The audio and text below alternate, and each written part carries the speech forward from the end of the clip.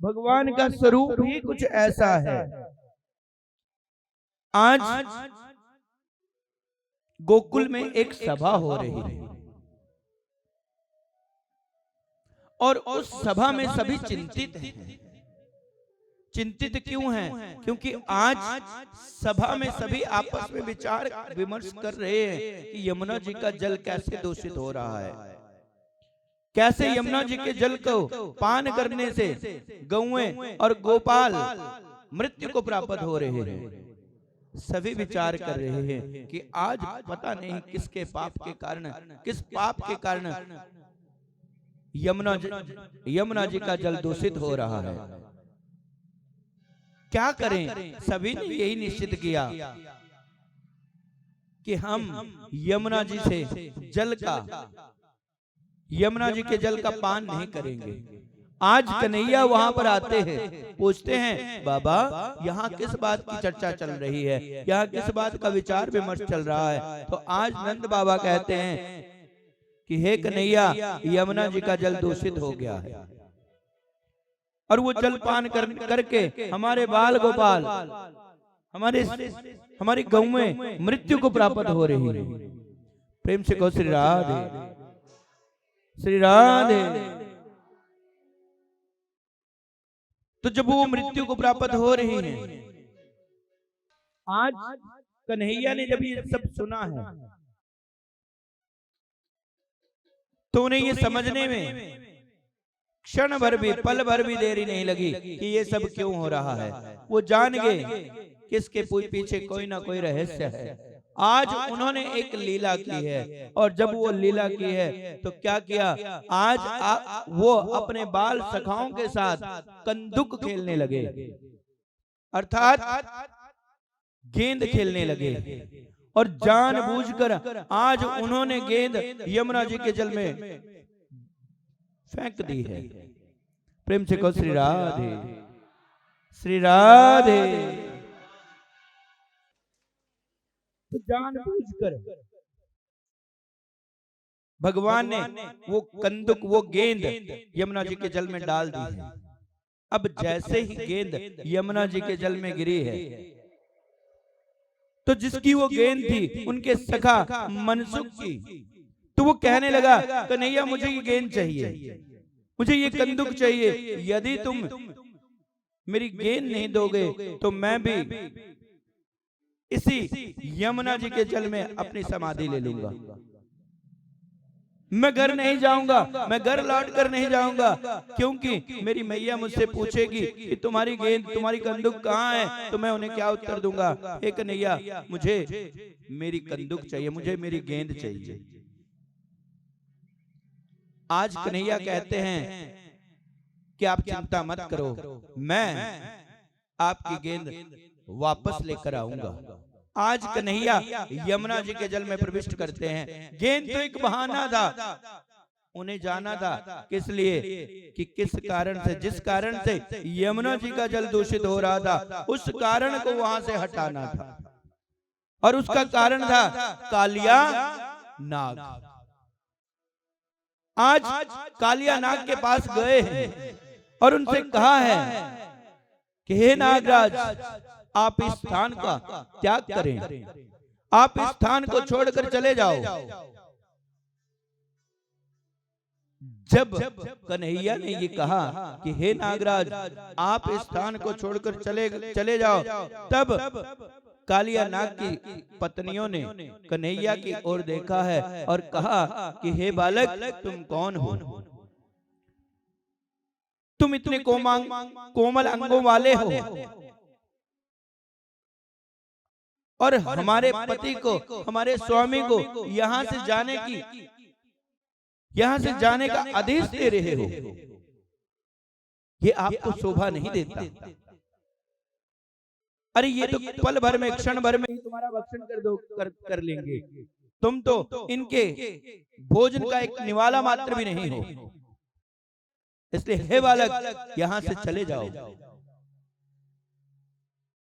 आज जैसे ही उनकी रानियों ने ऐसे शब्द कहे हैं तो आज कन्हैया ने कहा है, हे देवी, मैं यहां से जाने के लिए नहीं आया हूं, मैं यहां तुम्हारे पति को दंड देने के लिए आया हूं। या तो ये स्वेच्छा से यहां से चला जाए, अन्यथा मैं इसे दंड दूंगा। अब जैसे ही कहा कि मैं इसे दंड दूंगा, अरे एक छोटा सा बालक ये कह रहा है कि मैं दंड दूंगा। आज कालिया नाग को क्रोध आया है कि देखो पिद्दी भर का छोटा सा बालक मुझे ललकार रहा है, मुझे यहां से निकालने की बातें कर रहा है। आज कालिया नाग ने आक्रमण किया है कन्हैया के ऊपर।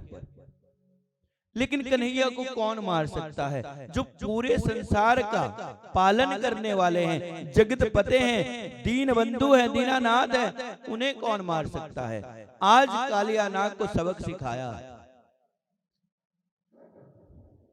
कालिया नाग के फन के ऊपर नृत्य किया है, उसके अहंकार को, उसके घमंड को चकनाचूर किया है और उससे कहा है, उस कालिया नाग ने भगवान से क्षमा मांगी है। तब भगवान ने कहा कि हे कालिया नाग, तू इस स्थान से अन्यत्र किसी स्थान में चला जा, ये स्थान तेरे रहने योग्य नहीं है।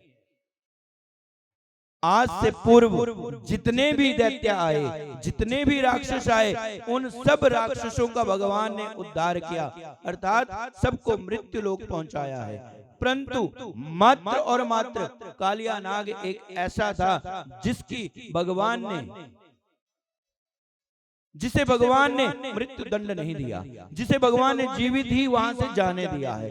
कारण क्या? बाकी सबको यमपुरी भेजा, परंतु मात्र और मात्र एक कालिया नाग को प्राणदान क्यों दिया? इसका कारण क्या था? इसका कारण मात्र एक ही था, वो ये था कि भगवान आने वाले समय में एक लीला करने वाले थे। क्या?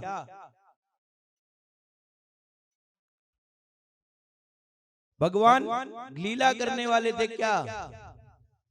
गोपियों के संग रास रचाने की।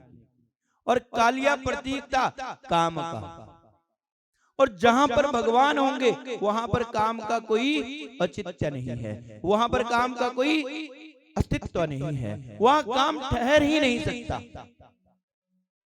और कालिया कौन था? कालिया प्रतीक था काम का, और जहां भगवान होंगे वहां काम की कोई आवश्यकता नहीं है, काम को वहां से जाना ही होगा। इसलिए भगवान ने ये लीला की और कालिया नाग को वहां से समंदर की तरफ भेज दिया था। प्रेम से कहो श्री राधे, श्री राधे। आगे भगवान ने कई लीलाएं की, और उन लीलाओं में एक लीला थी चीर हरण की लीला। अब इसके संदर्भ में कई लोग कहते हैं, और इस चीर हरण की लीला में कई लोग कई अनर्गल टिप्पणियां भी देते हैं। तो बंधुओं मैं बता दूं, जो हमारे धर्म के प्रति अनर्गल टिप्पणियां देते हैं कि कृष्ण ने चीर हरण किया, रास रचाया, और कई प्रकार की अनंत अनंत प्रकार की मिथ्या संभाषण करते हैं, तो वो बिल्कुल ही निरर्थक और बिल्कुल ही गलत है। भगवान ने वो लीला इसलिए की थी, भगवान ने वो लीला इसलिए की थी कि जिस समय गोपियां निर्वस्त्र अवस्था में यमुना जी के जल में स्नान करती थी, तब दो देवताओं का अपमान होता था। पहला वरुण देव और दूसरा वायुदेव। दो देवताओं का अपमान होता था, और जैसे ही निर्वस्त्र अवस्था में वो गोपियां यमुना जी के जल में प्रविष्ट होती थी, तो उन दोनों देवताओं से ये दृश्य सहन नहीं होता था। तो उन दोनों देवताओं ने भगवान श्री कृष्ण से प्रार्थना की थी कि हे प्रभु, हमारी सहायता करो, इन गोपियों को कुछ ज्ञान दो। और उन दो देवताओं की सहायता के लिए भगवान ने ये लीला की थी। जिस समय गोपियां यमुना जी के जल में प्रविष्ट हुई और अपने वस्त्र उतार कर वहां पर स्नान कर रही थी, तो भगवान कृष्ण ने उन वस्त्रों को हरण कर लिया, छुपा लिया, और जब गोपियां बाहर निकलने लगी थी तो गोपियों ने पूछा कि हमारे वस्त्र कहाँ हैं? तब कन्हैया ने कहा कि तुम्हारे वस्त्र मेरे पास हैं, हमें हमारे वस्त्र दे दो। गोपियों ने कहा हमें हमारे वस्त्र दे दो। तब कन्हैया ने कहा कि तुम तो मुझसे बड़ा स्नेह करती हो, प्रेम करती हो, और जब आप मुझसे प्रेम करते हो तो प्रेम में देह का कोई भान नहीं होता, देह का कोई ध्यान नहीं होता, ज्ञान नहीं होता, देह के संग कोई मोह नहीं होता, प्रेम नहीं होता। देह तो मात्र एक अस्थि पिंजर है। प्रेम मन से जुड़ा है, आत्मा से जुड़ा है। प्रेम का तन से कोई लेना देना नहीं है। प्रेम में तन का कोई अस्तित्व नहीं है। यदि प्रेम है तो वो मन से है। इसलिए तुम किस बात का संकोच करती हो? इसमें संकोच, तुम्हें किसी प्रकार का कोई संकोच नहीं करना चाहिए। नहीं कन्हैया, संसारिक रीतियां हैं, संसारिक नियम हैं, तो हमें उन नियमों के अनुरूप ही कार्य करना चाहिए। अरे कौन से नियमों की बात करती हो? यदि तुम प्रेम करती हो तो अपने इस शरीर के मोह को त्याग दो, इस मोह को छोड़ दो, तभी तुम्हारा कल्याण हो सकता है। जब तक तुम इस देह से, इस शरीर से मोह रखोगी, तब तक तुम्हारा कोई कल्याण नहीं हो सकता। इसलिए हे गोपियों, मैं तुम्हें एक संदेश देना चाहता हूं कि आज के उपरांत यदि कभी भी तुम स्नान करो तो ये नियम बनाया कि स्त्रियों के लिए 2 वस्त्र तन पर होना परम आवश्यक है, और पुरुषों के लिए स्नान करते समय शरीर पर 1 वस्त्र का होना परम आवश्यक है। जो ये नियम नहीं अपनाता उसे भयंकर पाप भोगना पड़ता है, और जो ऐसा नहीं करता उसे वरुण देव और वायुदेव शापित करते हैं, और उसके जीवन में सदा सर्वदा कष्ट रहते हैं, दुख रहते हैं, पीड़ाएं रहती हैं। प्रेम से कहो श्री राधे, श्री राधे। तो ये नियम बनाया कि चाहे भले ही कोई माता बहन स्नानागार में ही स्नान क्यों ना करे, उनके शरीर पर 2 वस्त्र और पुरुष के शरीर पर 1 वस्त्र का होना परम आवश्यक है। प्रेम से कहो श्री राधे।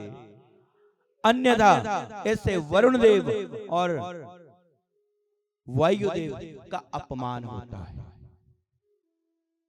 अब उसी प्रकार भोजन के संदर्भ में भी कहा गया कि जब हम भोजन करने के लिए बैठते हैं तो कई बार भोजन की थाली परोसी है, कोई काम आ गया, कोई फोन आ गया, कोई बुलाने आ गया, तो हम क्या करते हैं? उस भोजन की थाली को लांग देते हैं। क्या करते हैं? उस भोजन की थाली को लांग देते हैं। जो भोजन की थाली को लांग देता है तो उस थाली को लांगने के उपरांत वो भोजन विष के समान हो जाया करता है। उस भोजन को ग्रहण नहीं करना चाहिए। और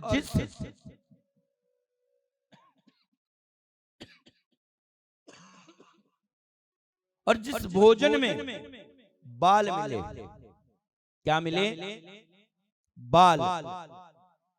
धर्म कहता है, शास्त्र कहता है, नीति कहती है कि उस भोजन को भी भक्षण नहीं करना चाहिए, क्योंकि वो भोजन, जिस भोजन में बाल मिला हो, वो भोजन नाले में, गंदे नाले में पड़े हुए कीचड़ के समान है। उस भोजन को भी ग्रहण नहीं करना चाहिए। प्रेम से कहो श्री राधे। और जब एक ही थाली में पति और पत्नी भोजन करे एक साथ, इस बात पर थोड़ा ध्यान देना, क्योंकि आज कल मॉडर्नाइजेशन बहुत ज्यादा है, बहुत अधिक है, और प्राय ये देखा गया है कि एक ही थाली में माँ बाप भाई बहन सब बैठकर खाना खाते हैं। तो धर्म क्या कहता है, शास्त्र क्या कहता है? धर्म कहता है कि यदि एक ही थाली में पति और पत्नी भोजन कर रहे हों तो वो भोजन नहीं होता, अपितु मदिरा के समान होता है। उसका प्रभाव शरीर पर और उस पूरे परिवार पर मदिरा के समान होता है। भले ही वो दारू पिए ना पिए कोई बात नहीं, लेकिन उस भोजन को खाने के उपरांत उसका प्रभाव मदिरा के तुल्य होगा। मदिरा के समान होगा। तो कभी भी एक ही थाली में एक साथ पति और पत्नी को भोजन नहीं करना चाहिए। अपितु कैसे करना चाहिए कि जब पति भोजन कर ले उसके उपरांत वो जो जूठी थाली बचे उस थाली में यदि पत्नी भोजन ग्रहण करती है तो वो उस थाली में खाया गया भोजन, उस थाली में खाया गया भोजन सभी तीर्थों सभी धामों के पुण्य के फल के बराबर हो जाया करता है। किसके बराबर होता है? सभी तीर्थों सभी धामों के बराबर। और शास्त्र कहता है, धर्म कहता है क्या कि जिस थाली में पिता भोजन कर रहा हो और पिता के साथ यदि उनकी पुत्री जो अविवाहित हो, यदि एक साथ पिता और पुत्री एक ही थाली में भोजन करे जो अब अविवाहित हो, तो वो भोजन उस व्यक्ति के लिए, उस व्यक्ति के जीवन में आने वाली अकाल मृत्यु के लिए हरण का कारक बन जाता है। अर्थात वो भोजन पिता की मृत्यु के, अकाल मृत्यु के हरण का कारक बन जाता है। उस पिता की कभी अकाल मृत्यु नहीं होती। प्रेम से कहो श्री राधे, श्री राधे। प्रेम से कहो श्री राधे, श्री राधे। तो हमें क्या करना चाहिए? भोजन एक साथ करना चाहिए या पति के बाद? और ये पहले नियम भी थे लेकिन अब थोड़े बदल गए हैं। एक विशेष बात और, आज मॉर्निंग में सवेरे वार्तालाप हो रही थी पितरों से संबंधित। तो कहते हैं हमारे समाज में एक कुरीति है। कुरीति क्या है कि कहते हैं कि श्राद्धों के समय में भोजन ब्राह्मणों को जितना अधिक खिलाएंगे उतना अधिक वो पुण्य हमारे पितरों को मिलेगा। यही सुना है कि श्राद्ध के सब पक्ष में, श्राद्ध पक्ष में जितना अधिक भोजन हम ब्राह्मणों को खिलाएंगे हमारे पितरों को उतना ही पुण्य प्राप्त होगा। क्या ये बात सत्य है? ये बात सत्य नहीं है, अधूरी है, अधूरी है। क्योंकि अधिकांशतर हम क्या करते हैं? हम विचार करते हैं, हमारी विचारधारा बनी है कि श्राद्ध पक्ष में जितना अधिक भोजन हम किसी ब्राह्मण को कराएंगे ये हमारे पितरों तक पहुंचेगा। लेकिन ऐसा सत्य नहीं है, ये अधूरा सत्य है। सत्य क्या है? सत्य ये है कि श्राद्ध पक्ष में जब श्राद्ध पक्ष आए तब आपको क्या करना चाहिए? वो बड़ी महत्वपूर्ण बात है। वो कार्य क्या है? वो कार्य यह है कि जब कभी श्राद्ध पक्ष आए तब आप तर्पण का क्रिया, तर्पण का कार्य अवश्य करें। जब आप अपने घर में तर्पण करोगे, और तर्पण कब करोगे? सवेरे उठते ही नहीं कि मेरे को तो 9 बजे ऑफिस जाना है और फटाफट कर दो, नहीं, दोपहर के समय। जब आप दोपहर के समय तर्पण करोगे तो वो जो तर्पण आप करोगे और वो तर्पण के समय जो अंजलियां हम प्रातः काल के सत्र में जब पूजा कार्य होता है तब हम करवाते हैं और बताते हैं कि किसको कैसे कैसे कैसे क्या क्रिया करनी है, क्या कैसे होता है। तो उस समय जब तर्पण क्रिया की जाती है और तर्पण के समय जो अंजलियां हम छोड़ते हैं, अंजलियां क्या? पानी की जो धारा है, और क्या होता है? पानी होता है। पानी की जो धाराएं हम छोड़ते हैं वो पानी की धाराएं ही वहां तक पहुंचती हैं। कहां तक? हमारे पितरों तक। किस रूप में? जिस भी रूप में हमारे वो पितृ हो।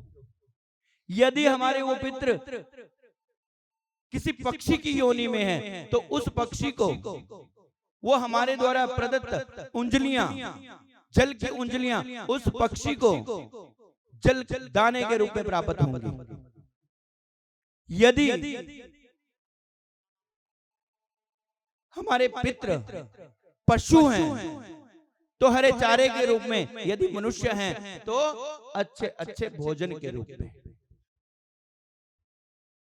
स्वादिष्ट भोजन के रूप में। परंतु ये जो हम कहते हैं कि किसी ब्राह्मण को भोजन कराने से ही पुण्य मिलता है, तो ये अधूरी बात है। जब तक आप तर्पण का क्रिया क्रम नहीं करोगे, तर्पण क्रिया नहीं करोगे, आप चाहे कितना भी भोजन कराओ उसका कोई फायदा नहीं। और दूसरी बात, ब्राह्मणों के लिए भी कहा गया है कि जो श्राद्ध पक्ष में जो ब्राह्मण एक घर से अधिक घर में भोजन करता है, तो गरुड़ पुराण में स्पष्ट रूप से लिखा है वो ब्राह्मण अगले जन्म में कौवा बनता है। प्रेम से कहो श्री राधे। और आजकल हर चीज, सब पढ़े लिखे हैं, आजकल हर चीज YouTube पे मिल जाया करती है, परंतु सावधान, कुछ धर्म विरोधी तत्व क्या कर रहे हैं, YouTube पे कुछ गलत बातों का प्रचार भी कर रहे हैं। तो आपके लिए ये ध्यान देना परम आवश्यक है कि हम YouTube की बातों को कम, पुराण, गीता प्रेस के पुराण जो सत्यता को दर्शाते हैं, सत्यता को बताते हैं, जो अधिक कीमती भी नहीं है, बिल्कुल नॉमिनल से प्राइस है। आप गीता प्रेस द्वारा लिखित पुराणों को पढ़िए, उनमें एक एक बात सुंदर सुंदर शब्दों में स्पष्ट वर्णित है, परंतु हम फॉलो कर रहे हैं पुरानी कृतियों को। और दूसरा ये भी कहा गया है कि हमारी मातृशक्ति हर काम में सदा अग्रणीय रहती है, परंतु हमारी मातृशक्ति को आदि काल में इंद्र द्वारा प्रदत्त ब्रह्म हत्या दी गई है। वंदनीय है, पूजनीय है हमारी मातृशक्ति, लेकिन कुछ कार्यों में उन्हें कहा गया है कि उन्हें उसमें सम्मिलित नहीं होना चाहिए। क्यों? उस ब्रह्म हत्या के कारण जो इंद्र द्वारा दी गई है, और वो ब्रह्म हत्या इंद्र द्वारा 4 लोगों को दी है। प्रथम मातृशक्ति को, दूसरा पृथ्वी को, तीसरा जल को, और चौथा वृक्षों को। 4 लोगों को वो ब्रह्म हत्या दी थी। तो श्राद्ध पक्ष के लिए कहा गया है, प्रेम से कहो श्री राधे, श्री राधे, कि श्राद्ध पक्ष एक रिवाज है कि यदि हमारे घर के किसी माता का या किसी बुजुर्ग महिला का श्राद्ध है, तो कहा गया कि जिस दिन किसी महिला का श्राद्ध है उस दिन भोजन जो है किसी महिला को कराना चाहिए। प्रेम से कहो श्री राधे। ऐसा मानते हैं ना सब? ये भी सत्य नहीं है, ये भी मिथ्या है। यदि आप पढ़ो तो सब कुछ मिलेगा। और हमारे समाज में बहुत सारी कुरीतियां हैं, उनको थोड़ा सा बदलो।